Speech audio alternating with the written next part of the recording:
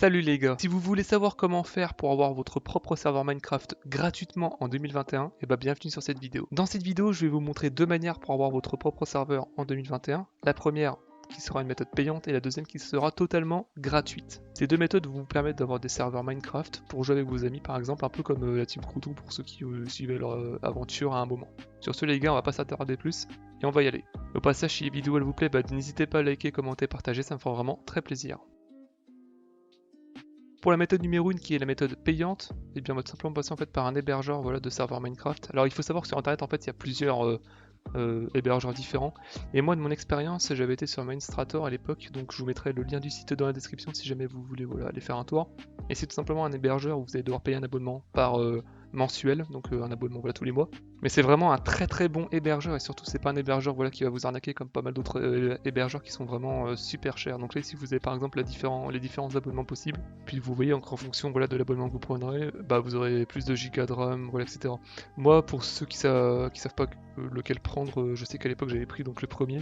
C'était un peu moins cher, avant c'était 5 € par mois je crois, là c'est passé à 7 € par mois, mais en vrai ça vaut vraiment le coup si jamais voilà, vous voulez être sûr d'avoir un serveur qui tient le coup pour jouer avec vos amis. Donc c'est très simple hein, pour justement bah, avoir ce serveur, il vous suffira de vous créer un compte et puis après bah, tout simplement voilà, de cliquer sur commander voilà, pour avoir votre serveur, rien de plus simple. Sachant que je vais pas le faire là parce que j'ai pas de compte, mais c'est comme sur tous les hébergeurs, une fois que vous aurez votre serveur, si après vous voulez le modifier des paramètres, ajouter des mods, ajouter des pattes de texture, faire tout ce que vous voulez, voilà, vous aurez des consoles, des panneaux de configuration, le tout très synthétisé et vraiment très simple pour voilà, faire votre serveur à votre image. Donc ça les gars, c'était pour la méthode payante. Maintenant, on va passer à la méthode gratuite.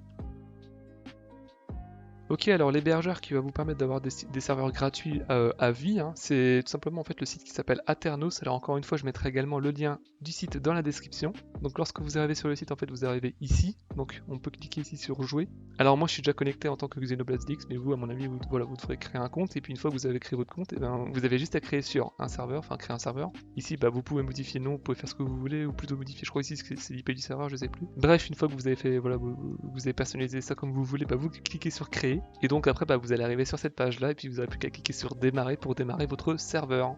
Au passage, vous pouvez voir, voilà, vous avez pas mal d'outils à côté voilà, pour modifier votre serveur. Vous pouvez configurer votre serveur par exemple. Et voilà, tout ça assez simplement, il n'y a pas besoin de faire de coder voilà, via un fichier texte, tout peut se faire directement via cette console.